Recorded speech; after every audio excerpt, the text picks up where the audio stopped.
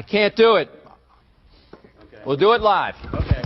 We'll do it live. F*** it.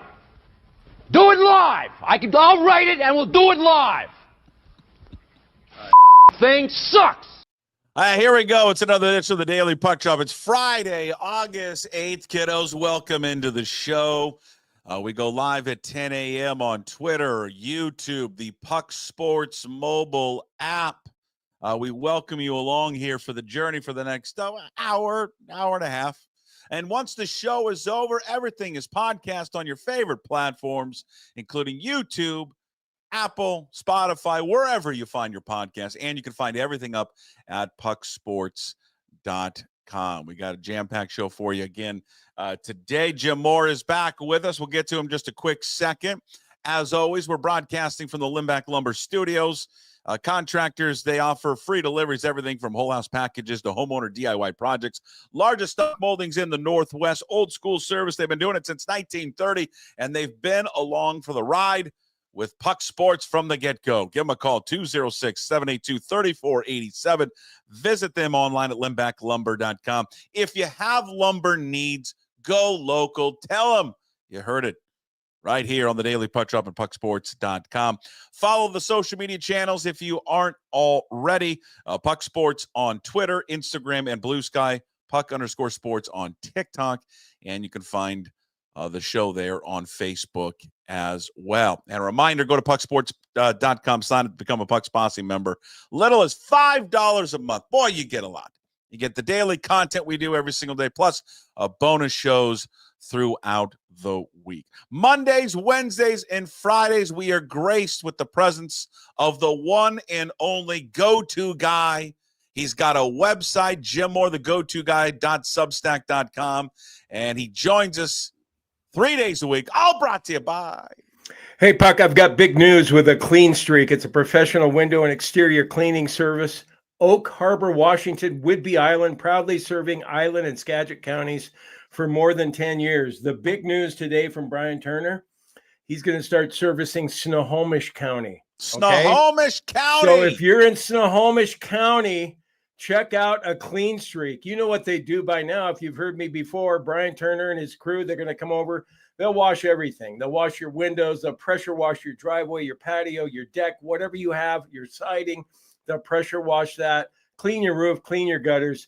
So give them a call at 360-395-5748 or visit acleanstreak.com, extending now into Snohomish County. Clean Let's Streak. go, Brian. Snohomish County, did you hear that? Clean Streak. They're available for you. We're one step closer to King County. I know what you're doing, Brian. Come on down, Brian. Get a satellite operation of Clean Streak down here in King County. Well, that's big news. Congratulations to Brian. Congratulations to everybody at Clean Streak, a proud sponsor here of Jim's visits with us 3 times a week. And Brian's an all-around great guy, awesome dude, loyal listener, loyal texter. Just proud that he's along for the ride. So that's awesome news. Congratulations to him. Yeah, I'm excited about that. Yeah. You're on the computer. Yeah, you got it fixed. Congratulations. Yeah. What happened? What was the big thing that needed to be fixed on it? Because it worked on Monday. If people remember that on Monday, it worked great.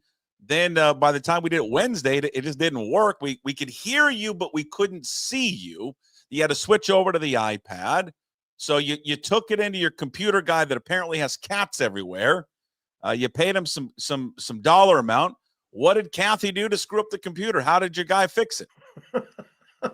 I already told you, so why are you asking me? Because the audience doesn't know. You want me to play along for the purpose of the podcast? Role playing. Okay. Yes. Well, Puck, let me tell you what happened. I'll act like you act like you don't know what happened. Tell everyone what you spent $50 on to have the guy fix on the computer. I know, and I've already Venmo'd him the $50. Brandon Dale, he's a great guy. Yeah. Well, what happened was yesterday we tried the remote thing. These guys at the No Computers are it's crazy what they can do. I didn't realize. So I'm sitting there watching the Mariner game while I gave him some sort of website and he just went into my computer and then he was operating my laptop while I was watching the Mariners. I saw him fiddling around doing all these things, trying to figure out why the camera wasn't working.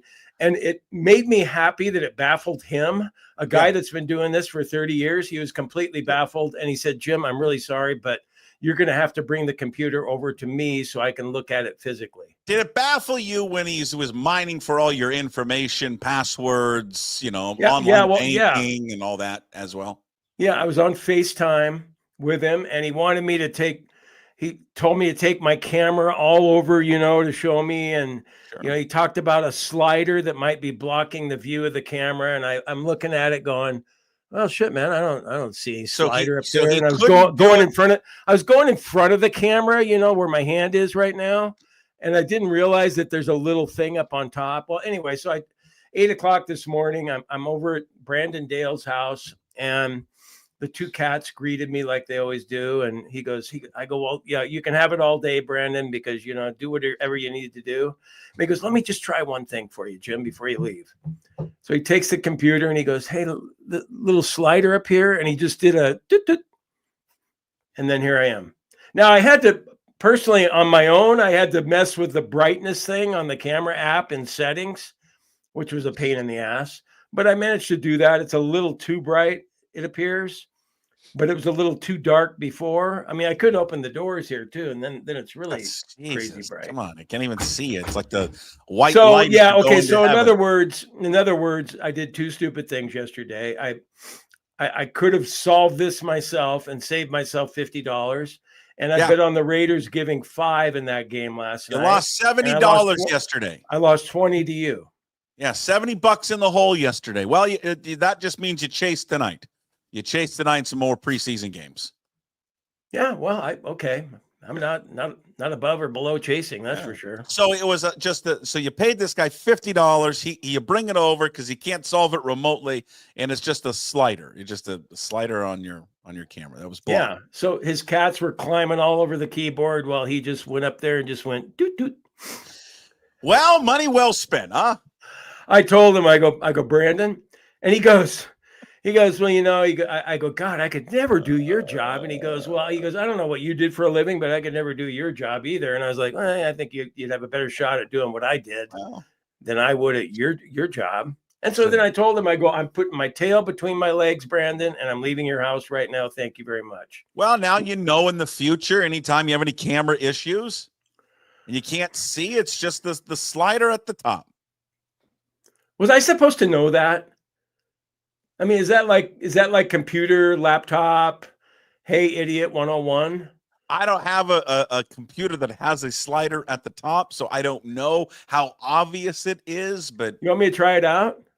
I do not. I don't want you to touch anything. Let me try when you start touching stuff, you mess it up. Okay. I think leave it alone. Well, the good news is you got it fixed. Only had to spend $50. That's okay. Yeah, and then he was like, "How's $50 sound? Is that okay?" And I'm like, "Is that okay?" 50, yes, it's okay, Brandon. I would have said, "How about 25, man?" You didn't really do anything. No, the guy's a gold mine. So whenever I have a problem, I know where to go. Yeah, he's kind of cool. He's kind of an offbeat kind of guy. A couple of cats hanging out over in East Bend. Yeah, I love the guy. No dogs, just cats, huh? Just cats. Yeah, there's, I'm sure he's a great guy, but my antennas go up when I just meet someone specific, and it's a guy. Why? What are you getting at? No, I don't know. I just you're getting something. I don't know. When you're just a cat guy, I don't know. Well, I've never understood why cat people are cat people when there are dogs out there you could have instead. But you can have both. We've got both. We got 2 dogs and a cat. I love our cat. Yeah, but with a cat, you got a litter box. You got a litter box. Does anyone like a litter box? No one likes a litter box. But does anyone like going to the backyard and picking up, dog poop? No, I don't. I mean, you don't because you don't. Well, you don't have to because you got Northwest AstroTurf or whatever you got out there. It's called synthetic. By the way, thank you for bringing that synthetic turf Northwest. Jim, I was just thinking the other day, I was actually outside. It was a lovely evening. No Mariners game. Of course, the Seahawks game was late. I decided to work on my putting. Now, before, a year and a half ago, I couldn't work on my putting. Want to know why? Because I had real grass back there, and it was muddy, and it was burned out in the summer. But now, thanks to Synthetic Turf Northwest, syntheticturfnorthwest.com, I have a brand new synthetic lawn. In addition to that, I have a 3-hole putting green. I'm going to tell you right now, just got back from Gamble Sands a week ago. My putting was on fire. Thanks to Synthetic Turf Northwest. If you want to improve your putting and want to improve your lifestyle, especially in the summer, don't mow your lawn, please reach out to my friends Mike and everyone over at Synthetic Turf Northwest. That was so impressive. I hope everyone does reach out. Meanwhile, I'm here in Bend mowing my own lawn, getting exercise, lowering my blood pressure, losing a little weight, getting some cardio in. I've got one of those real mowers, so you don't use gas or anything. I have to actually push it. Very progressive. But I will say it's a pain in the ass because I've got playground chips that get caught in the blades, and then you got to stop and kick it. But still, I feel good about it. Yeah, you look good. You always look good. Yeah, I'm trying. Yeah. I'm going to go out this afternoon, though, and there's a couple of buddies of a real good buddy of mine in town, up in Seattle, and they're in town. They're on a motorcycle trip, and it sounds like we're going to do a brewery type crawl today. So things might get out of hand later. Well, perfect. Yeah, and make smart choices, Jimmy. Yeah, make smart choices. I've been, the dumb choices have outnumbered the smart choices lately. Yeah. So I'm gonna try and make a difference with that. One thing that you don't miss anymore because you got kids out of the house. I'm working on Fumes right now. The vampire had a sleepover with some buddies of his. I mean, these kids. I mean, did we stay up as late as these guys? We probably did. But mother of God. I'm a light sleeper. I'm startled at about. Well, wait a minute. Was there no school today? Jim, it's the summer. Oh, wait, it's summertime.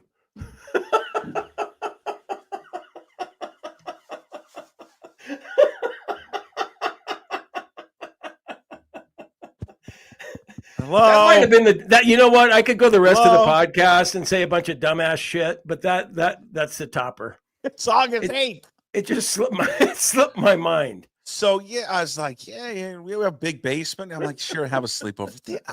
And then I'm at about 4:50 this morning. I hear this crash, and I'm like, what the F is that? Look downstairs, and there's a bunch of lights going on in my hallway. I walk down there. One of the kids is up in the bathroom. I'm like, what are you doing? Oh, just going to the bathroom. I'm like, are you guys still up?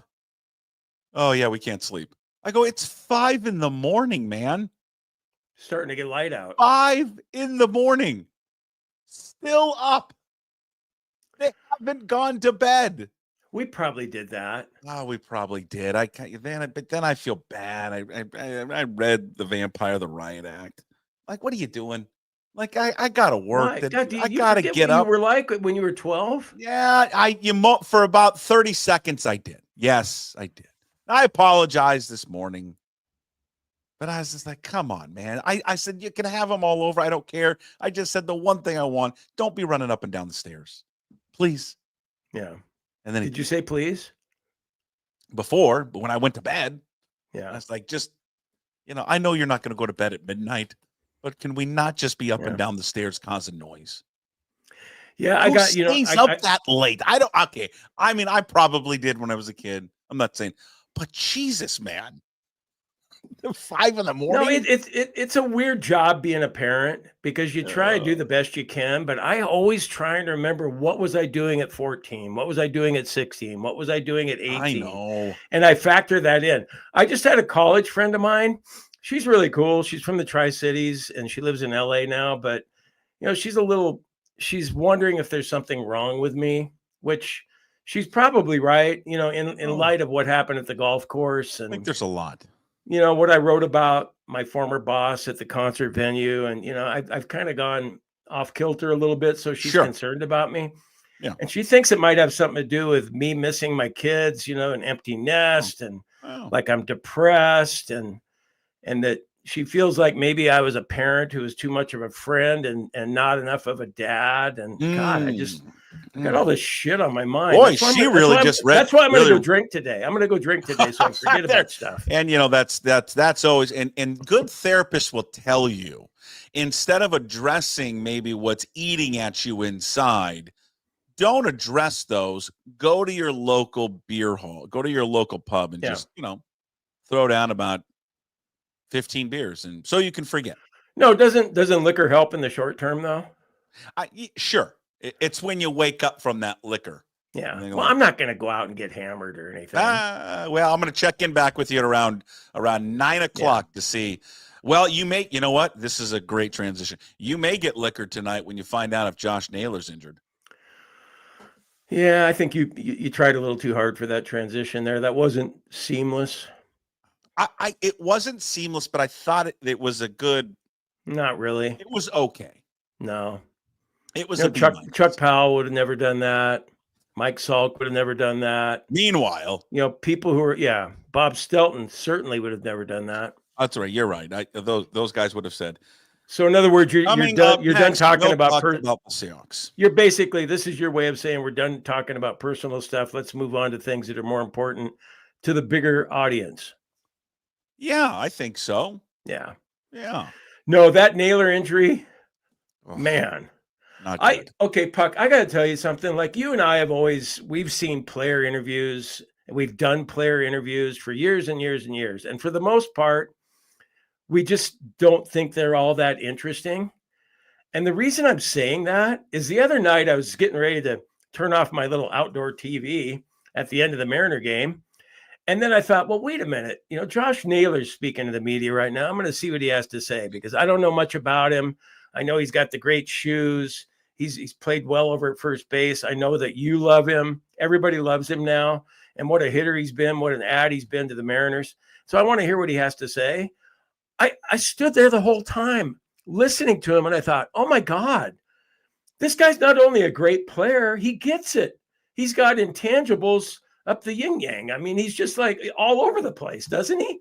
I mean, was this the post game one, or was this the one first press conference back at home? The post game one when Divish was asking him questions about, okay. When he was talking about studying the game from the dugout and studying the pitcher and. Oh, I got you. See, I couldn't watch that because the app up here, thanks to Ruth, I heard you complaining about that. Was stuck on Munoz pitching, and then the audio was a Japanese interpreter on some pregame thing for Ichiro. So. No, I know. I get that too. Having an LG TV, I've got to, shoot it up on your TV from your iPad. And every once in a while I get Jen Mueller in the kitchen.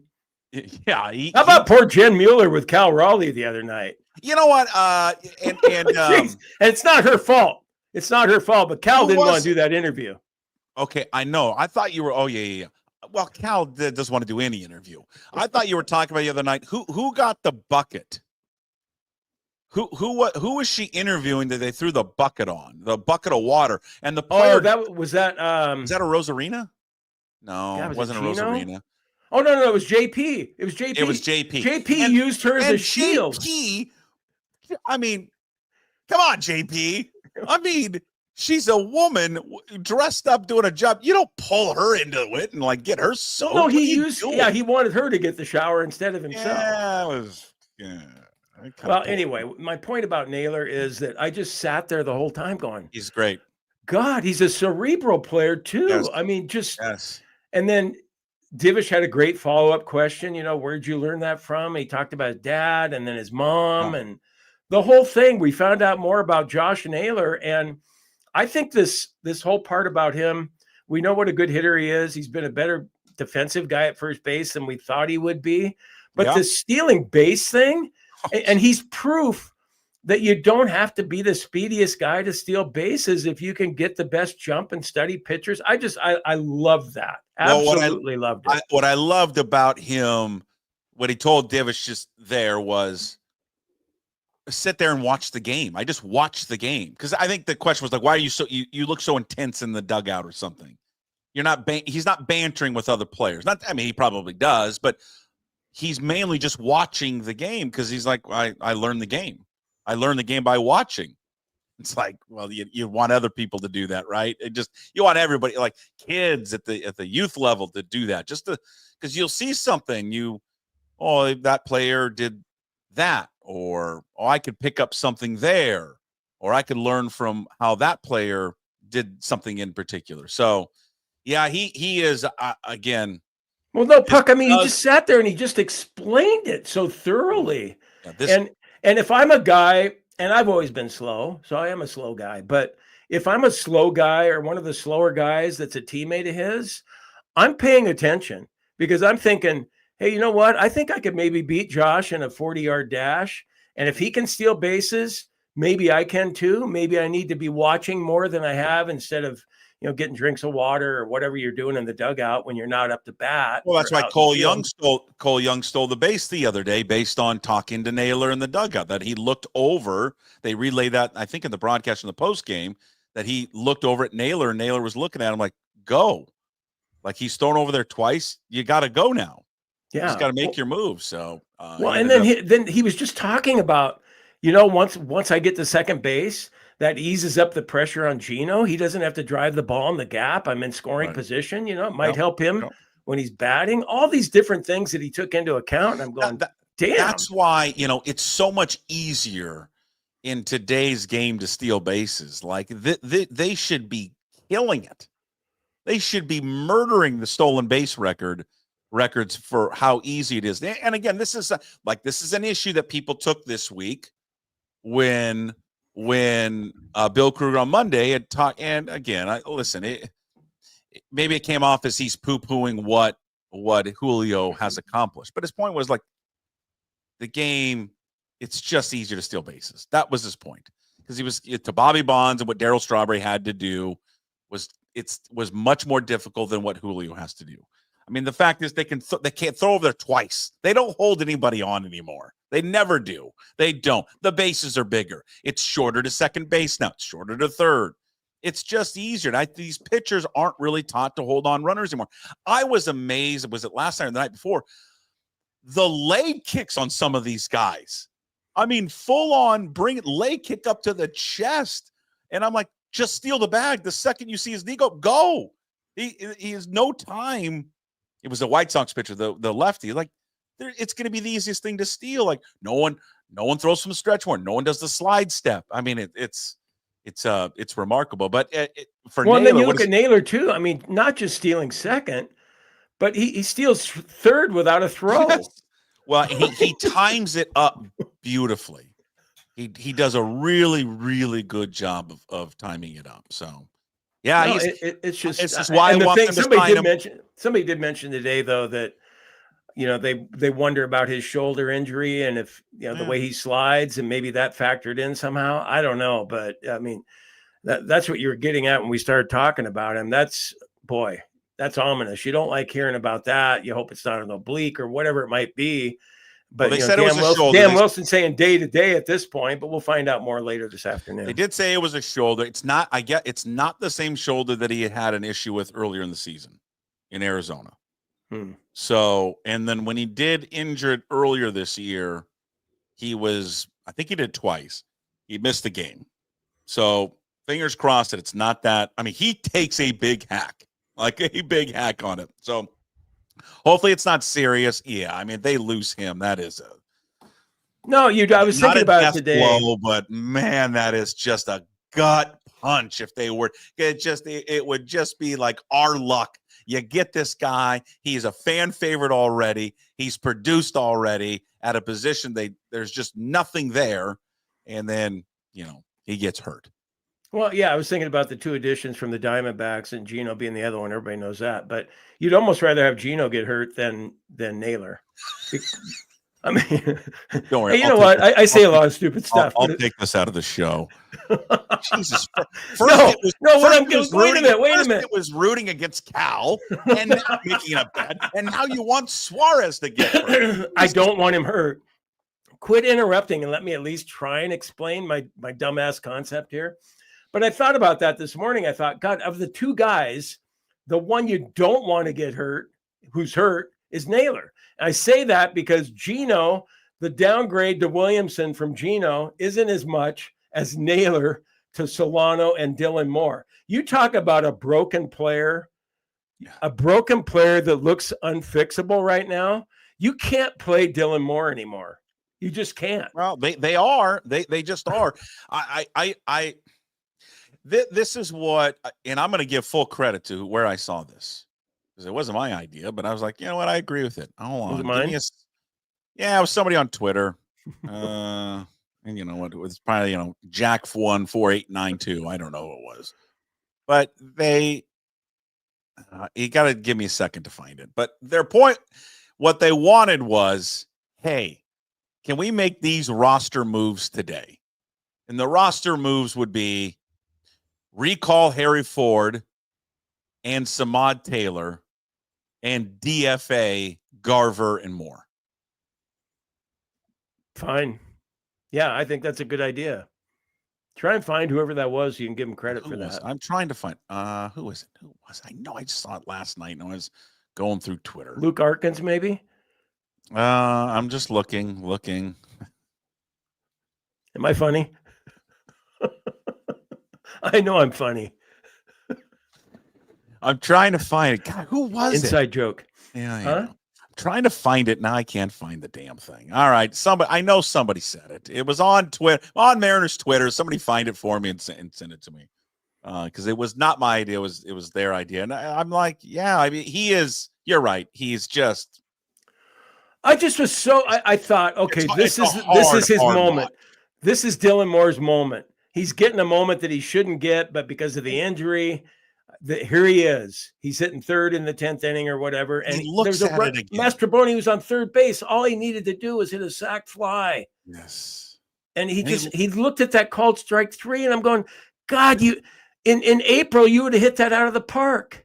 But it's also his reaction to it. He strikes he looks out. Defeated. And he just like walked off with his shoulder slump. I'm like, oh my God. It's a hard watch. We all still love him, but we can't watch him anymore. Can we? No. Okay, so who do you start? Your good friend Mitch Levy has checked in on the chat. The Naylor injuries directly result of this stupid premature podcast conversation. I heard you guys signing him in the offseason.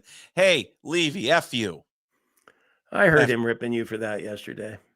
I'd still sign him now. 5 years, $100 million. God, if you're Mitch Levy, who actually has a decent podcast, would you be listening to this one? No. If I'm Mitch Levy with all the money in the world at 1028, what the hell am I doing watching this? Yeah, get out to Aldera. What the hell are you doing? Shouldn't you be at golfing right now? I know you should be in Fall City. But listening to this, watching this, I wouldn't watch this. I have to do this. Or my kids don't eat. I know. Remember back in the radio days, God, there were times I wanted to change the channel, but I was on the show. You can't do it. Yeah. All right. What were we talking about? Hold on. Naylor? Jared. Who do you start? Do you start Solano or Moore tonight? Hold on. Jared says it was tried and true, and it's bullshit. Garvo's one of the better backup catchers in the league. Oh, yeah, Garver, that was a nice fastball he missed yesterday. Jared, I think was he good when he had was it a wild pitch or pass ball when it goes off his glove? I don't know, Jared. I mean, I understand. Why'd they call it a wild pitch? Yeah. As a pass ball.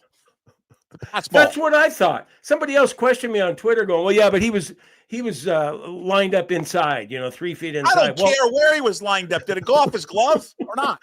I know. It didn't go in the dirt. It didn't bounce up there. Come on, man. Some of these guys, whoever's scoring over there, come on.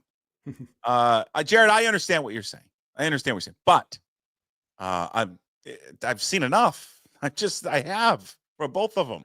No, I get what he's saying about Ford only playing once a week, but you could work him in as a DH if he's going well. Yeah. And then and what do you got? Like 45 games left, 50 games, something like that. It's not 162 games anymore. So for those, and I understand Jared's point, he's going to play once a week. I got it. When he's here next year, how often do you think he's going to catch? Well, how about the September call up? Should have him come up then. But he's going to be the backup next year if he's on the team, right? Harry Ford, if he's on the team next, he's going to be the backup. He ain't catching 3 times a week. Not with Cal Raleigh. Not going to happen. So, I mean, at some point, when he comes and backs up, he's going to be playing. He's going to play often? Probably not. Can he DH? What's Garver playing? Does he play once or twice a week? Once? Yeah, he's on Sundays. Is kind of his day. Yeah. Yeah. Yeah, Cal needs a couple more DH, in the lineup. I would just, well, I mean, we talked about it this week. I would just have moved him back to his. I don't know if it has anything to do with where he's hitting right now, but now with Naylor out, I guess they'll just keep him at second. But move Naylor up at second, let him hit cleanup. See, Okay. River or Sky agrees with that one. Who do you go with, Solano or Moore tonight? You probably go with Solano, don't you?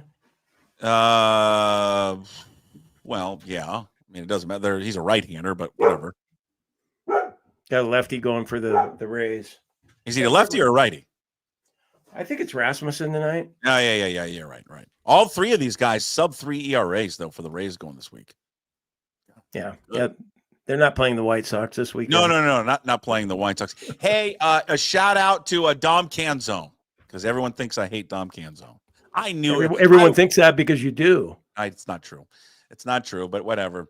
I was walking the dogs and I was listening to the game when he comes up. And I'm listening to Rick Riz, who's under the weather, but he's battling through it. And he comes up and I go, guaranteed he's going to get the game-winning hit. And he did. Good for him. Good for Dom Canzone. Come on, do it. Do that little. There it is. There it is go. for you. There it is.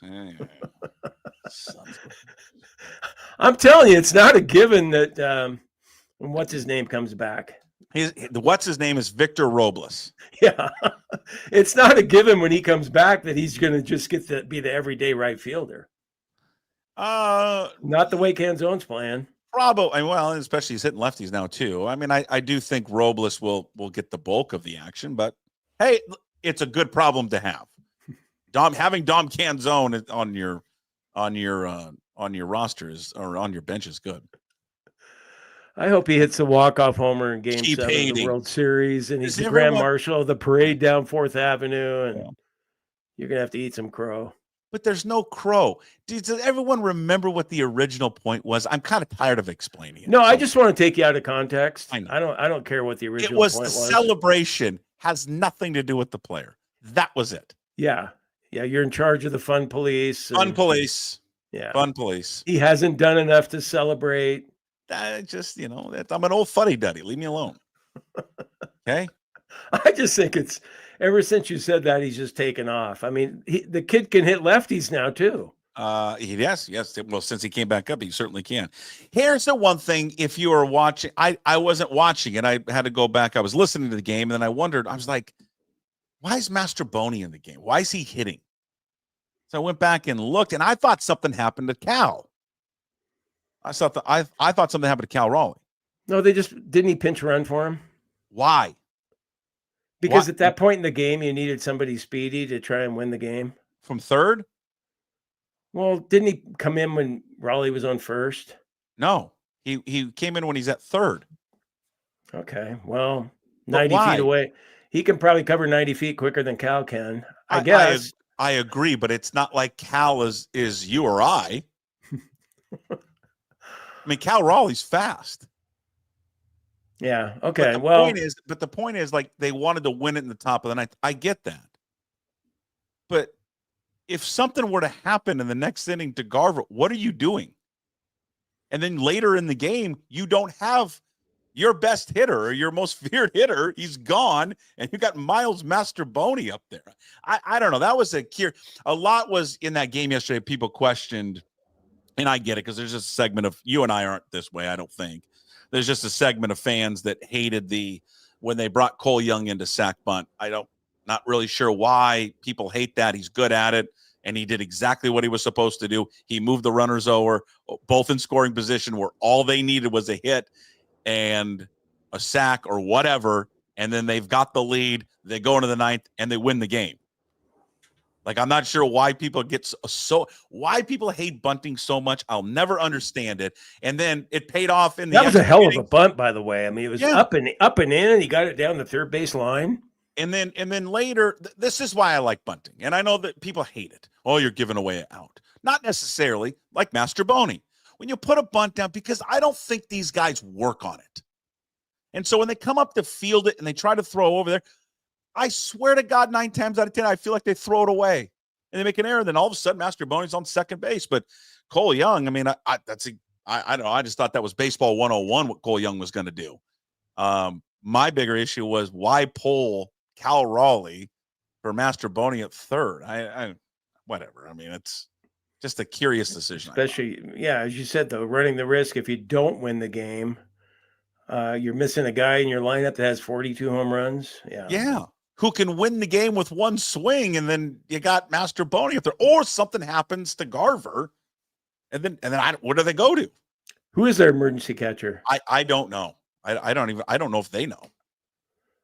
My guess would be Dylan Moore. Yeah, probably. But shouldn't it be Solano? Doesn't he look like a catcher? Kind of. Yeah, he does.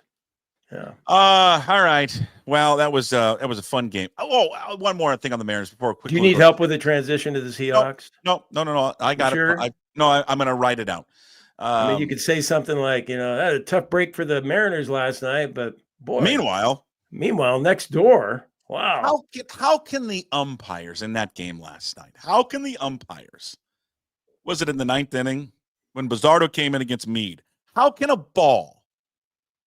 umpire think a ball hits somebody and goes up the first baseline? As far as it did? It's not physically possible to hit someone's hand and go up first base that far. Okay, I'll agree with you on that. But didn't it, when you saw the replay, didn't it look like a tie goes to the runner situation where it was part bat and part wrist? Okay, well, one, did it look like he was swinging at all? No.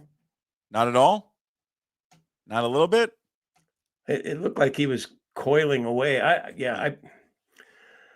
But it's not going to, if it goes off the wrist without any part of the bat, it's probably going to go right at his feet or just in front of the plate.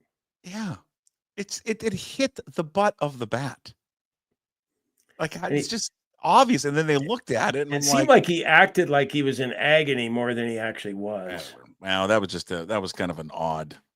I thought quick as I'm listening to Riz and he's describing, I went back and watched it later. I'm thinking, they'll just reverse this real quick. And obviously they did not. You know what? So they got hit and so did the Seahawks. They were hitting last night. That was terrible. That was terrible. That was bad. Yeah. That was real bad. No, I watched that one on delay. I started that game late. Because we had the old Ballard Knights football practice last night. So put that. And that's the way to watch preseason, though, by the way. Record it and then fast forward. You know what I'm disappointed in is that you're coaching the Ballard Knights this year because it just doesn't have the same zing to it when you go, Ballard Knights, they don't Interbay. Interbay! Yeah, Interbay's just, rolls off the tongue better. I know. But it's much closer. And it's a different age group. So that's, we miss our time at Interbay, but now we're now the Ballard Knights. Okay. Well, it was a fun. I like preseason football, and so it was a fun game to watch. It was Pete Carroll. Pete Carroll got out there 9 hours before the game, walking around the field, just wanting everyone to say hi to him. Everybody in the world to say hi to him. Didn't he look fantastic though? He always does. Yeah. Looks great. Pete looks like he's in great shape. He's re-energized. I really thought they were going to win last night, so much so that I bet on his squad. Yeah, I got $20 out of you.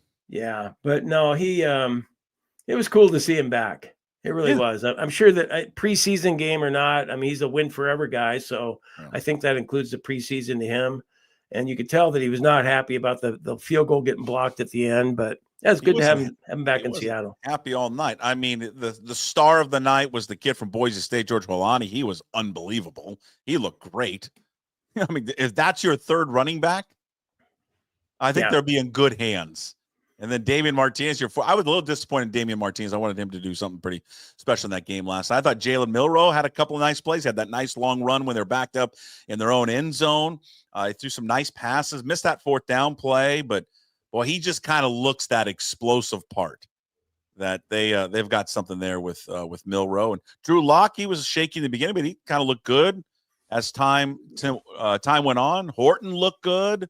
All the rookies looked. Zabel looked good. Horton, even Worry almost had a sack on Geno Smith. I was surprised that Geno Smith even ended up playing, but I don't know. It was good. It was especially for the rookies. All the rookies that played looked fantastic. You mentioned quite a few names there. Yeah. But there's one I'm surprised that you haven't mentioned. I yet. have him. He's third on my list. Why is he third? Oots. Yeah, I know. Why isn't he number one? You want a Robbie Oots jersey. God, phenomenal.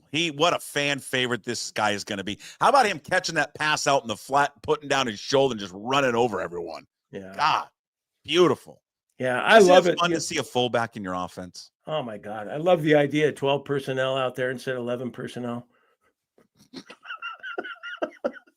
I listened to Hugh this morning. Yeah. Of course he did. Most teams run 11 personnel. Yeah. How many teams run 13? 0. I don't think any. No, I'm with you. I was thinking about that too. Along with the other stuff about should Gino get hurt more than Naylor, because I had a lot of time on the walk this morning after I went and got the computer problem figured out. But our favorite two teams, the Cougs and the Seahawks, our favorite two football teams, they actually look like they're going to play smash mouth football this year. Yeah. I loved it. And we always hear about, like, Carroll always was talking about running the ball and like, yeah. We know you want to run the ball, play good defense, all those things, win the battle in the trenches. Mm-hmm. But the Seahawks, as far as the first preseason game, 170 rushing yards. There were holes created carries. out there. Yeah. Who would have thought that Holani would be the best Boise State back on the field last night? Genty, he got bottled up. Yeah. Just his few appearances out there. He was fantastic. I thought the line, I was stunned. Actually, they played those, 3 of the 5 starters into that second series. I did not think Abe Lucas was going to play at all, but he was out there for 2 series. They looked good. Locke had time to throw the football. It was just that's how just 2 quarterback hits all night. 1 sack. Milroe got sacked. And and I know they're not showing everything and doing all that, but it was just for their first little dress rehearsal of the season. I thought they looked good. It was a throwback to the football we used to watch, to see them line up in the eye with a real fullback. That was exciting. I can't wait for the fullback belly dive. Yeah, well, it's coming. That is. In the past, you would hope it would come, but you knew you weren't going to get it. But this time around, you think you will. Hey, do you think that they didn't do it right? Did you think the Seahawks should have honored Carroll in some way? Some video, something? Yeah, it didn't occur to me, but now that you're saying it, yeah, they probably should have, especially since it was a preseason game. Because they're not playing. So I think I see them in the regular season. Yeah, maybe not if it was a regular season game, but a preseason game, why not? Maybe they asked him and he said, please don't do anything. Perhaps. I find that hard to believe with his ego, though. Or they could have surprised him with it and just done a video tribute. The other observations from the game last night had really nothing to do with on the field. One, Michael Bennett is a star, and I could listen to Michael Bennett all night long. So damn funny. He's just so good. Like, and half of it has nothing to do with football. He was just talking about Little Giants movie. He was talking about when they showed that picture of a Clint Kubiak with all the pins in his hat. And he's like, yeah, that's a good sign. That's someone that's prepared. Like when you go to a restaurant and a waiter doesn't have any pins, that's not a restaurant you want to be at. You want to be at a restaurant where a waiter's got a bunch of pins. I'm like, no, okay. he was always a character for sure. So good. Always a character as a player. And I liked it when Robinson gave him a hard time about always going off sides. Yeah. Now, dear Michael Robinson and Kate Scott, I don't know if you're paid to say 12s every other word, but if we were playing the drinking game at home of saying 12s, everyone would be shit-faced in the first 5 minutes of the game. Is it contractually obligated that those two have to say 12s every other word? Well, okay. Devil's advocate. I'll take the contrasting side to that. You're pandering to who's watching the game, aren't you? Kind of. You're the hometown. That's the hometown broadcast, and so if you're a 12, you like being mentioned by the broadcasters. And I know you hate the term 12s. You still like 12th man. Yes. But Pete Carroll was the one who started the 12s thing. Well, they had to do it because of the lawsuit, but I mean, it was a little over the top. Yeah. I think there's a story there. I'd like to get at it. Like people who think of themselves as the 12th man versus the new 12s. I don't think the 12th man cares for the 12s. I'd sign up for that. I mean, I don't think the 12s care what the 12th man thinks. Do you ever call somebody, another Seahawks fan, a 12? Hey, what's up, 12? No. I'm just saying I just think it's funny how fans get too much credit a lot of time. Like you win the game and then you're like, God, we wouldn't have been able to win without the fans being there. I mean, the Seahawks home record really isn't that great anymore. Well, it was. I mean, it got better. I mean, well, it took a step back. It was good under Carroll, but I just thought they said it a lot. That's it. It's just there was a lot of 12s. She at one point said, "You don't like Kate Scott, right?" No, I didn't say that. No, I think she doesn't. No, I think you don't Kate think Scott women should be job. doing football. Isn't that what you're saying? What's that word? You're misogynist or whatever their shit. Whatever the hell that is. Yeah. That was a good one. You are. You don't like Kate Scott. Go ahead, say it. Yeah, hate her. You hate Mina Kimes. No. I like Jen Kate Mueller Scott. too. She does a great job. But at one point she goes, the 12s are going to 12. And I'm like, okay. Did she really? Yes. It just was too much 12 talk. I cringe. I'll just be honest. I raise my hand. I'm a bad fan. Whatever. Every time I hear 12 or the 12s come out, I get uncomfortable. It makes me uncomfortable every time. Would you agree though for a preseason game that the 12 showed out last night, Puck? I mean, because I would have thought it was a regular season game. They were so loud. Yeah. How's that? Yeah. Mr. and Mrs. Seahawk, are they still dressing up in their 60s and putting makeup on? I probably. Do you ever wake up if you're Mr. and Mrs. Seahawk and go, it was a good gig while it lasted, but honey, you're 61 now and I'm 62. Should we keep doing this? I've just always found that very odd. Yeah. I like Big Low. Sure.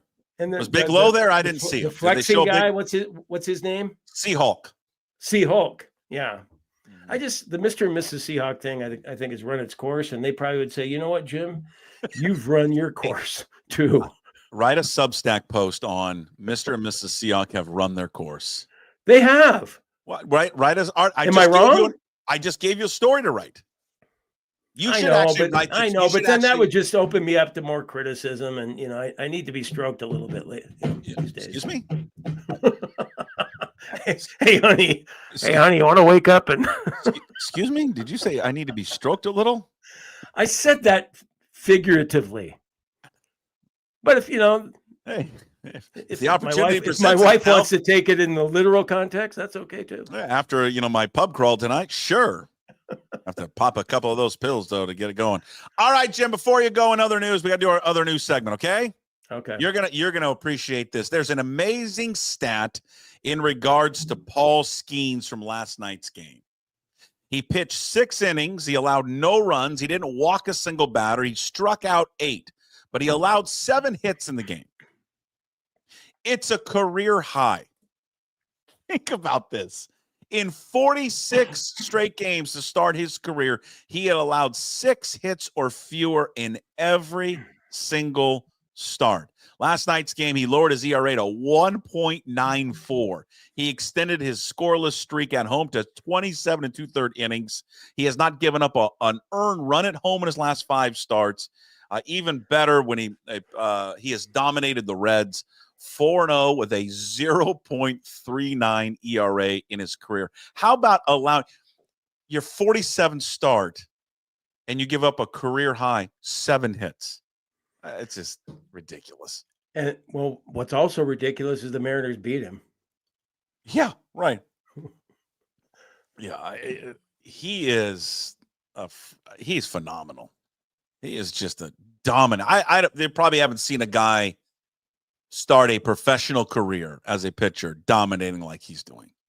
Yeah, I guess as a Mariner fan, you were happy to see him leave the game after 5 innings or whatever it was, but I was surprised when he you wanted to see him leave, right? Because he's so good, but then the fan in you of a baseball fan, and you want to continue to see him pitch. Bad news coming out of LA. Chargers left tackle Rashawn Slater is going to miss the upcoming season. Ruptured patellar tendon. Now, the good news is he just signed a contract extension 11 days ago. $113 million, $92 million guaranteed. Ooh. That's a rough one if you're a Chargers fan or Chargers administration. Oh man, yes it is. And for him, I mean, bad news, he's going to miss the season, but you're like, at least you got paid before he got injured. Jim, your eyes and all eyes in the NFL are going to be in Carolina tonight. Why? Because the Panthers are hosting the Browns. And your favorite quarterback, America's quarterback, Shedeur Sanders, is going to start the game for Cleveland tonight. Give me the Browns +6 on the road. I'm with you. I think Sanders is going to be good. Do you? Yeah. Yeah. Well, tonight. Yeah. I saw the over-under on passing yards for him for the season, 600. Ooh. I mean, he might not even play. Yeah, I would venture to say I would take the under probably on that one. Jim, we've got more lawsuits in college football. And it involves 3 schools that will be joining the new look rebuilt Pac-12. Boise State, Colorado State, and Utah State have filed a lawsuit against the Mountain West and they are claiming that they withheld tens of millions of dollars, including the Broncos' playoff money, and misleading them about a covert plan to speed up the addition of Grand Canyon University to the Mountain West. Boise State contends that their travel reimbursement have been unpaid, as have NCAA payments for financial aid, academic programs, and athlete welfare. So those 3 schools suing the Mountain West. If I'm the Mountain West, I'm not very happy about that. I'm sitting there going, hey, you guys just left us to go to the Pac-12, and now you're going to sue us on your way out the door? I agree with you. I would be, if I was Gloria Navarez, I believe she's the commissioner, I'd be like, screw all of you. We're going to countersue you. Yeah. God, all of it's messy. All right, finally, I brought this up with Mitch, but you may have listened to it, so you already know our final story, but I wanted to bring it up to you as well. Jim, you love ice cream. You love Ben & Jerry's. But Fish food is my number one. There's a company called Frida. It's a baby product company. Are you aware of them? Probably not. They have teamed up with an ice cream company called Oddfellows. They have produced a new flavor. That new flavor is breast milk ice cream. Okay. I mean, is it like vanilla? Is it? Would you taste it? Would you have it? Heavy cream, skim milk powder, egg yolk, sugar and honey, and fruit juice. According to Frida, the breast milk ice cream does not actually contain breast milk, though some are disappointed it does not. They say that it has a sweet and salty flavor. Available through August 10th on their website. Okay, wait a minute. Order your pint. They're calling it breast milk ice cream, but they're not actually using breast milk. They did not, I think legally probably can't actually use breast milk. It just tastes like breast milk. But you are one of many who actually want breast milk put into the ice cream. I am? No, I'm just saying, are you? Oh. No. Well, no, you know what occurred to me is that I was just up, my daughter has a newborn and Okay. Yeah. So she's we can pass that. We don't need to talk about that. We don't need to. Okay. We don't no, need to I don't know. We don't need to bring your daughter into this. Would you try it? Not if it was real, yes. If it was real, yes. Like, I think we all have had breast milk when we were too young to remember, but I don't remember what it tasted like. Oh, I don't. Is it like sweeter than like regular 2%? I think so. That's why they incorporate the honey and fruit juice into it. Well, you can make. See, you're doing exactly what they wanted you to be doing. Of course, talking about them. Of course, I'm not an idiot. I understand that. Yeah. All right, that's in another news segment. All right, thank you. Wait, one more thing. Bonney Lake tonight. Oh, that's right. That's right. I did not mention that Bonney Lake is playing Beaverton tonight, 6:00 on Big ESPN, I believe. Big ESPN. Yeah. The winner goes to Williamsport. So good luck to the Bonney Lake boys as they try to take out Beaverton tonight. That's right, 6 o'clock. I forgot about that. Yeah. Thank you for forward to reminding that. me. All right, Jim. Have a wonderful weekend. We'll talk to you on Monday. Okay, Puck. Go Cougs. Go Cougs. There he is. Jim Moore with us Monday, Wednesdays, and Fridays. All brought to you by our good friends there at A Clean Street. Big thanks to Brian Turner for sponsoring Jim every single Monday, Wednesday, and Friday. And as he announced at the beginning of the show, now serving Snohomish County. All right, special guest coming up here next, about 8 or 9 minutes with Brendan Lempesis. God, Brendan, did I get it right? Lempesis. Brendan was our winner, our Puck the Picker Majors Pool contest this year. I caught up with Brendan. I said, hey, I want to have you on for a few minutes after you get your gift certificate or your certificate from Gamble Sands. He's received it. And so we caught up with Brendan yesterday. And big thanks, big thanks. That was a fun contest we did all summer long, Puck the Picker Majors Pool. We could not have done the Majors contest without Gamble Sands, Seattle Premier Golf Courses, Troon Golf Courses, and our title sponsor of the Puck the Picker Majors contest, the one and only Synthetic Turf Northwest. Puck the Picker Majors Pool is back, brought to you by SyntheticTurfNorthwest.com. Tired of that muddy backyard? Look at this beautiful backyard. Look how pretty it looks with that 3-hole putting green. Tired of the cost of watering your lawn? Synthetic Turf Northwest is pet friendly. They do synthetic lawn installation, custom turf installation, and with golf here, give you a golf green installation as well. Sign up today, SyntheticTurfNorthwest.com. Brendan Lempesis joins us right now, our 2025 Puck the Picker Majors Pool winner. Brendan, congratulations, man. Thanks. Looking forward to going. You're going to go to Gamble Sands, stay and play package. You get a night stay there. You get to play a couple of rounds of golf. I was just there. You're gonna love it. Brendan, have you ever played it before? No, I do follow them on Instagram though, and so it's obviously a pretty majestic looking course. So I'm pretty excited to go. You don't get to play too many links style courses around here, so kind of looking forward to that. And it is full links. If you're a golf nerd, it's like the full fescue grass fairways all the way to the greens. You're gonna enjoy it. You already planned who you're gonna take out there with you? Yeah, girlfriend. I did tell them I have a group of friends down in Boise, and I told them that I won, and so they were like putting their hands up, and I was like, "You guys know you're not going, right? Like, I can't pick one of you guys." So I'm gonna go with the girlfriend. We both golf, so she's about as excited as I am. So she was all in on the picks, watching the majors as well. So. Let's go through them, because in this year's Puck the Picker Majors Pool, and big thanks to Sandman Sports for providing the game and providing all the details with it. I mean, a lot of sponsors to thank. I mean, obviously, Troons and Seattle Premier Golf, but also Synthetic Turf Northwest. Synthetic Turf Northwest was our presenting sponsor of Puck the Picker Majors Pool. You had to pick 2 new golfers for every single major, which made it, you had to have a strategy going into it. Did you have a strategy, or did you just kind of go by whim once the Masters started?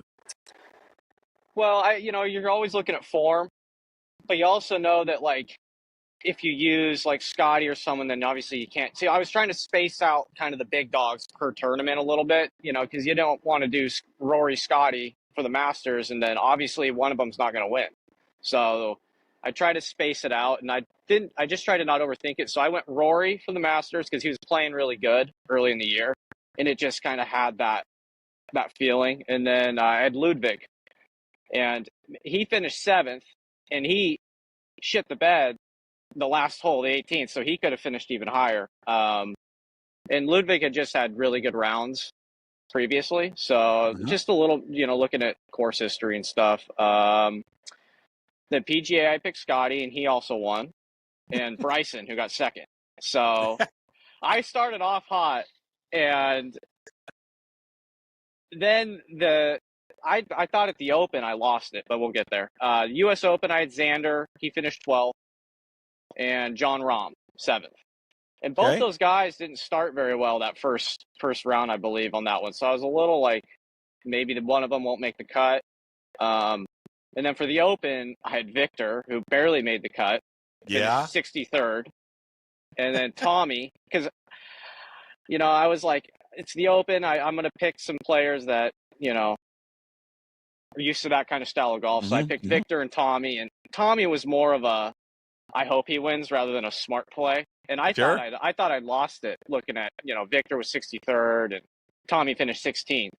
And I thought I was going to kind of move down the leaderboard a little bit, but I think with Scotty winning that, and a lot of people had picked Scotty probably earlier in the major cycle. So I wonder if that kind of helps. But I was a little nervous that I was going to fall out of the top 4 based on the Victor 63rd, but it all worked out. But you nailed it. I mean, I think what helps you is obviously the Masters with Rory. You get off to that good start, right? You get ahead of people. Because I'm not sure how many people ended up picking Rory for the Masters. I bet a lot of people stayed away just because he never does well there. You're leery of him, and then you get Scotty in the PGA, and it gave you such a big advantage over Bryson everyone. getting second too. Like when you get those top 2 in those ones, so that's and then it was the last 2 were just about kind of just staying above water because I knew you had those 2 in the bag, so. All right, so Brendan is our winner. He is the 2025 Puck to Picker Majors Pool winner. He's going to Gamble Sands. He's taking his girlfriend. He's making all of us guys look terrible out there by taking his girlfriend. Now, you say your girlfriend, and her name is? Kendall. Kendall plays golf as well. Can Kendall take you out? How many strokes does Kendall have to give you, Brendan? It's probably not quite there yet, but she just got a driver. She had used a 3-wood for the longest time. She just got a driver this year, and she's starting to really stripe that. So, and she's always had pretty good short game. So I think once she can kind of get more consistent with the driver, then I think it'll actually get close. Yeah. Tell her she's not going to need driver out there. If she loves her 3-wood, she can hit her 3-wood as much as she wants. The ball is going to roll forever. And let me give you some advice, too. You're going to be, when in doubt, if you think about using a putter, use the putter. Okay. You can use the putter like 60 yards off the green. Easily. I've never played a course where that's typically an option, so that'll be fun to kind of even not have to worry about duffing a chip or sculling it. Because I know that you've been to the U of I course. I went to school at U of I, and the 9th hole that starts below, and then the 9th green's kind of below the clubhouse, but it's way above you. Sure. I sculled a wedge so bad. It broke one of the windows of the clubhouse of the U of I course. I haven't played since. I feel so embarrassed as a former student to even go back. I can't. You're fine. They don't remember it anymore. Felt awful. And I gave them my number, and they're like, "Yeah, we'll call you." And I went, and for like a week and a half, I was like, "I'm just waiting for that call today. I know it's coming." And they never called. They never called.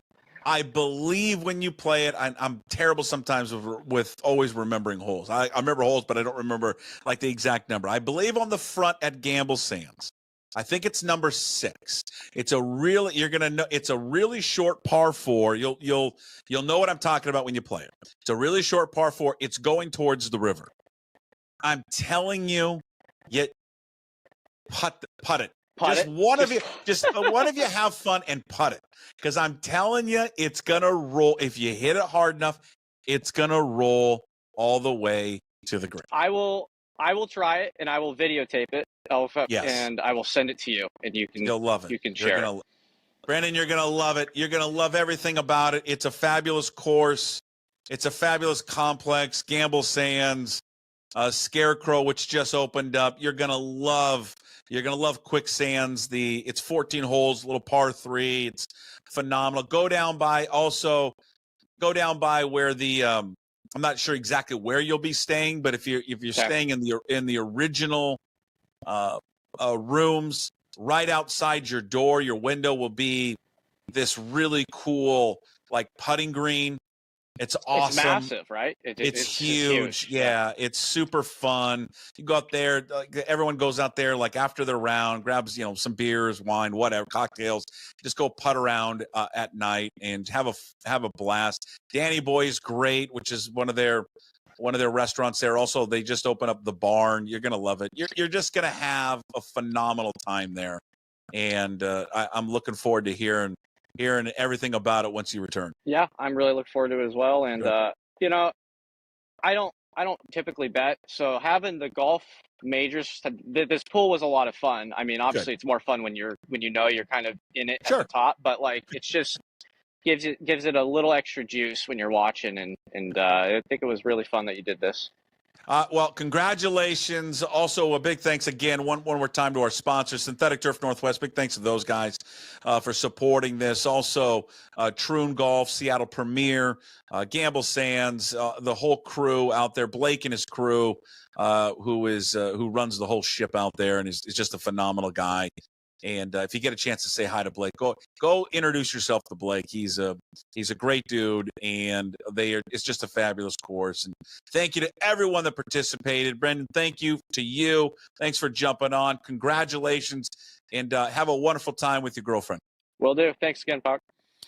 There he is, Brendan Lempesis. And again, congratulations, Brendan, for winning the Puck the Picker Majors Golf Contest. And again, stay and play package there at Gamble Sands Golf Course. Big thanks to Blake and the crew over there at Gamble Sands. Go out there and find a tee time if you can get out there and play it. If you've never played that golf course, stay at their beautiful resort. They got rooms. They've added more rooms now at Gamble Sands.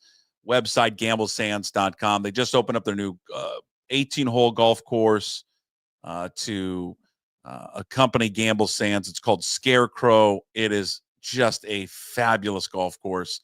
Stunning views of the Columbia. Just beautiful. So you have the original Gamble Sands, Quicksands there, 14-hole par 3, and now the Scarecrow. So again, if you've never gone over there, never experienced it, go there today. If you're a huge golf fan, you will love Gamble Sands. Big thanks to for Brendan for jumping on, and thank you for everyone. A lot of people turned out for that golf contest. We'll do it again next season. We had a lot of great prizes. I mean, second place was, a foursome at Fairwood Golf and Country Club. Third place was a foursome at Mill Creek Country Club, and fourth place was a foursome at one of Seattle Premier's Troon golf courses around the area. And also an hour-long top tracer session there at one of the courses. So, and Tony decided to go play Jefferson, now Bill Wright, and play his foursome there. So, congratulations to all who won, and congratulations to all who participated. All right, before we wrap it up with Hey, What the Puck, we always catch up with the Scout every single Friday. A few more visits with the Scout. When we get into football season, we'll say goodbye to the Scout, and we'll have more just NFL and football content. By the way, I should say, you're probably wondering where Chris Egan is. No Chris Egan today. He's out fishing up in Alaska with his family. This week, the Scout and I discussed just one player in particular, and that was Colt Emerson. We did a little bit of a deep dive on Colt Emerson. This guy is a rapid riser through the Mariners organization, drafted out of high school in Ohio, made his professional debut at the age of 17. He just turned 20. He could be up with this team as early as next season. Our Friday visit with the Scout.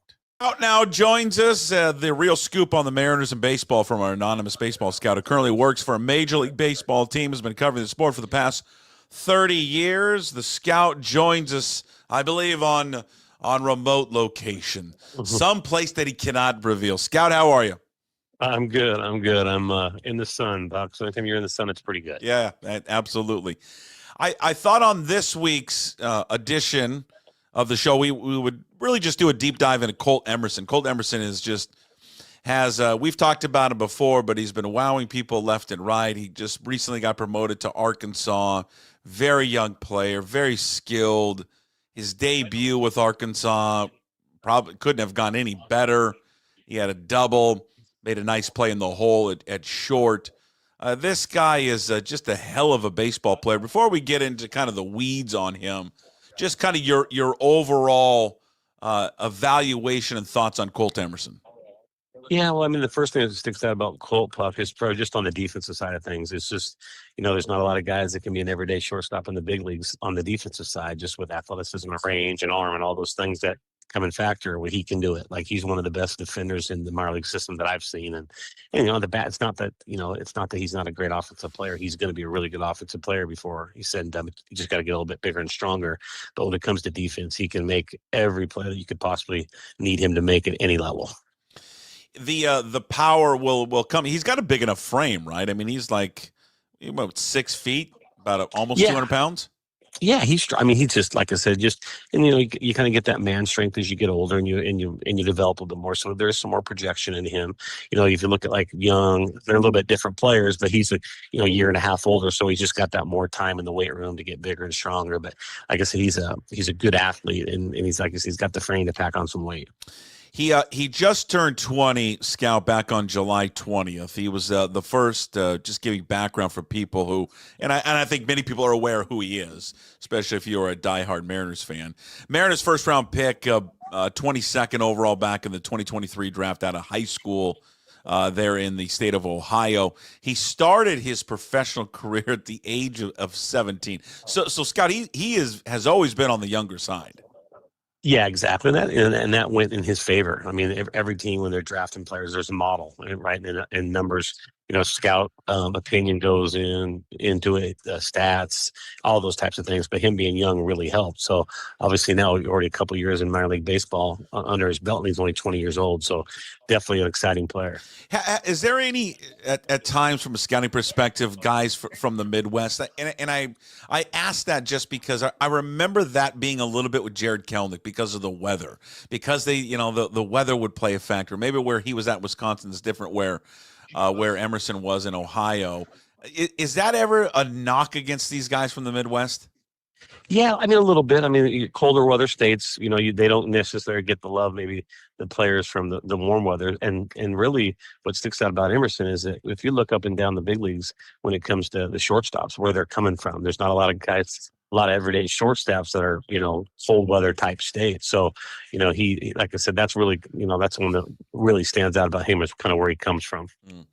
And something that you could probably see right away with your own eyes or just on video, he's just a natural athlete. This guy was a two-sport athlete while in high school at Ohio. In fact, his junior year, he was an all-Ohio wide receiver. So I guess if he decided to go play football, maybe there was a chance that he'd be in college football right now.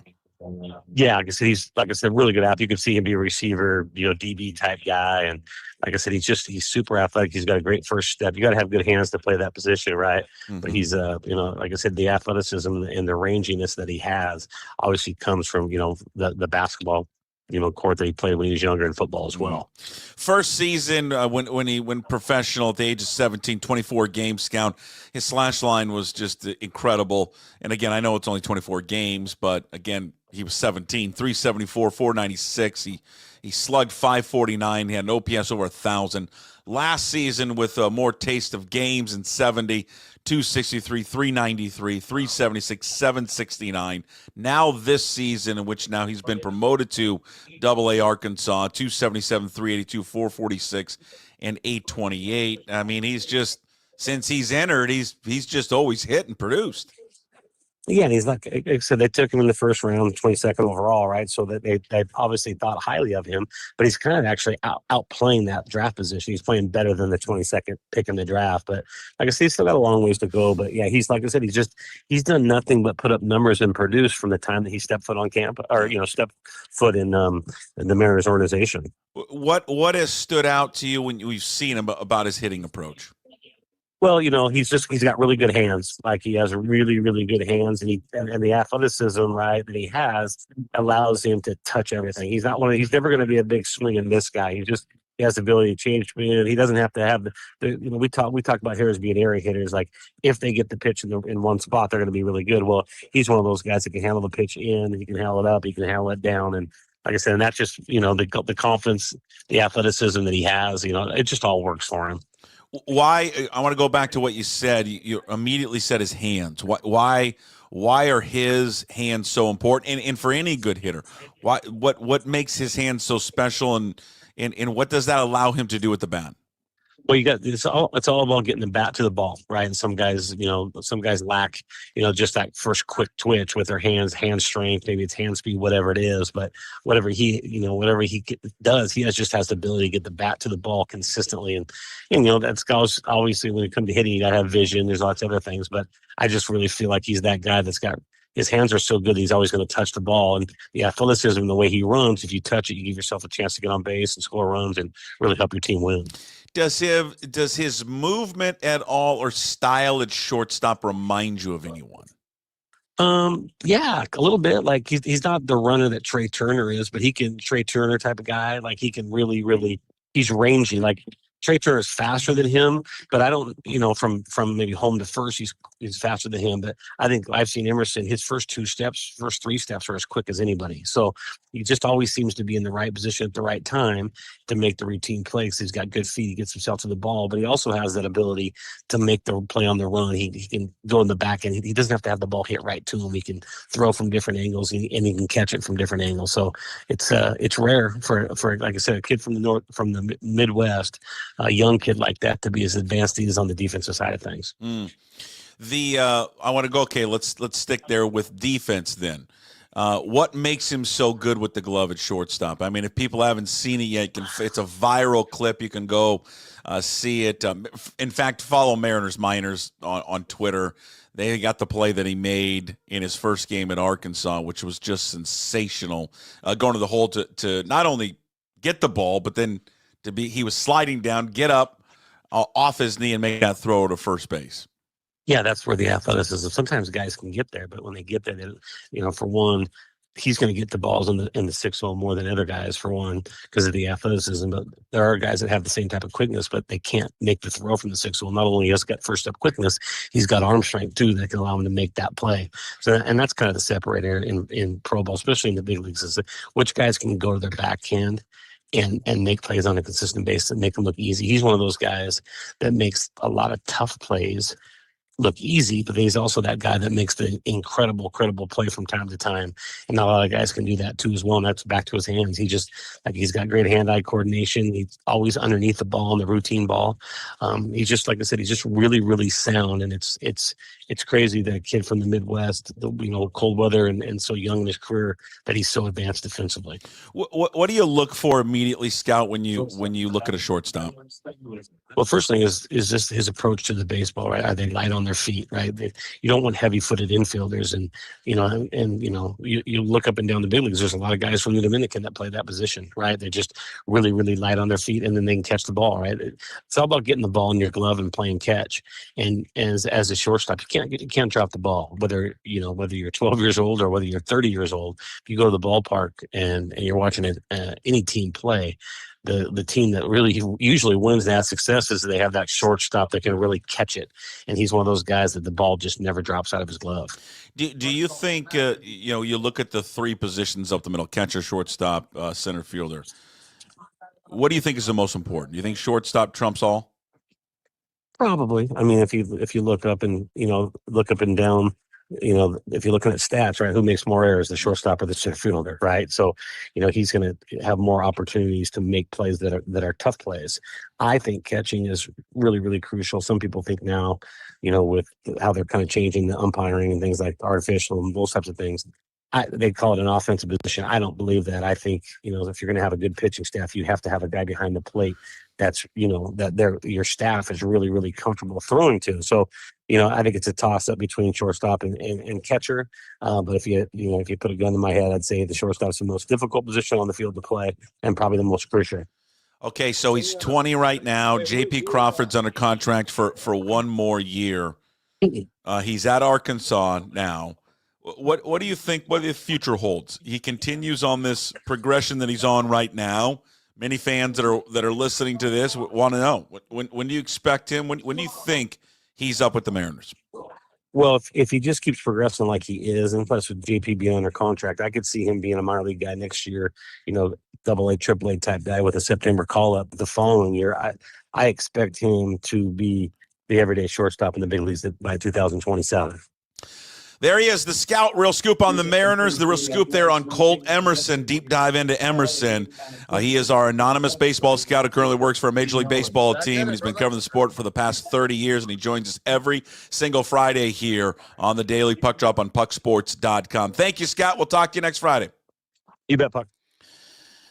There he is, the scout, again every Friday with us, talking about Colt Emerson. Great things there on Emerson, the fast rising shortstop for the Mariners, who, again, and we talked to Divish about this on Wednesday. When does he come up? Does he get a cup of coffee next season? Probably at some point. J.P. Crawford will be entering his last season under contract, so probably not going to be the starting shortstop to start the season, but in the next season, sure. He is your future. He is your shortstop. The guy has commanded the bat at every single level, and then also at the glove. And he is just, you can watch Mariners minors every single night, and there's a clip of him making play after play after play. He is just a special, special talent. And for being as young as he is, to start his professional career at 17. And it's interesting because baseball scouts, including the scout there, they have this, there is an issue with guys from the Midwest. Jared Kelnick was a Midwest guy, as we brought up, Wisconsin guy that a lot of people, I don't know. But he has been one, hailing from Ohio that certainly has bucked that trend. Big thanks to the scout who will join us for a few more visits. But when we get into September, we will kind of position more of ourselves towards the NFL. But it's been fun having the scout on every single Friday. I hope you have enjoyed that as well. All right, before we exit, it is Hey, What the Puck, brought to you by Restoration One of North Seattle. Your restoration company lets you avoid the stress of water, fire, and mold damage with their property restoration services, locally owned and operated. Make them your first call when these damages affect your residential or commercial property. 206-817-8917. Visit them online at restoration1.com, the North Seattle franchise. I don't know how you can't get excited. I know it's a preseason game. How you couldn't get excited about watching that rookie class perform yesterday, whether it was Torrey Horton making plays, scoring his first touchdown, showing the flashes of Jalen Milroe. There was that run that he had late in the game. I think the one that was even more impressive was the one that, as they were heading into the red zone of the Raiders, where he's rolling out on the boot, and he's using his speed to get past that defensive end. He made the throw downfield, keeping his eyes downfield. There's just these flashes of Milroe that you just saw in that game. Not always great, but it's his first NFL game. You just see the bright future for him. I thought the two series that you saw, Gray Zabel, again, there was no penetration. He was moving people along. Just looks the part there at left guard. Eamon Warrior didn't play a ton, but blitzing off the edge and almost sacking Geno Smith, showing his athleticism and speed. Elijah Arroyo, just, again, you say this with all of them. He just looks the part. And a guy who's a willing blocker. I loved how Michael Robinson said that during the broadcast last night. Just a natural pass catcher. Looks beautiful running routes. He is going to be fun to watch. Who am I missing? I know I'm missing somebody else that I was going to talk about. We talked about Zabel. We got Eamon Warrior. This rookie class just has the potential to be real special, and it was fun to watch all those guys in action yesterday. They'll be the kind of the next wave that will take them here further into the future under Mike McDonald. It was a great first test pass by this organization last night. Again, just a preseason game. You're not seeing everything, but the future looks bright for the Seattle Seahawks with this upcoming rookie class. That's Hey, What the Puck, brought to you by Restoration One of North Seattle. Your restoration company lets you avoid the stress of water, fire, mold damage with their property restoration services. Locally owned and operated. Make them your first call when these damages affect your residential or commercial property. 206-817-8917. Visit them online at restoration1.com, the North Seattle franchise. Big thanks to everybody watching and listening today. Thank you to all the sponsors: Limbeck Lumber, Clean Streak, also Restoration One, and big thanks to Synthetic Turf Northwest. Today's Daily Puck Drop, find it up on YouTube. Please subscribe to the channel. Also find the Daily Puck Drop on your favorite podcast platforms and up at pucksports.com. When you're there, please sign up to become a member of the Pucks Posse. Little as $5 a month. You support all the free content, and you get bonus shows as well, like our baseball coverage with Ryan Divish, Sports Pit with Steve Sandmeyer, Matt Stretch Johnson, Mitchie the Kid, Mitch Levy every Thursday. And be sure to check out the Garage with the Ass Take 5 podcast, which is now produced by Puck Sports, and new episodes drop every Monday. Check out all that stuff that we have up there for this week.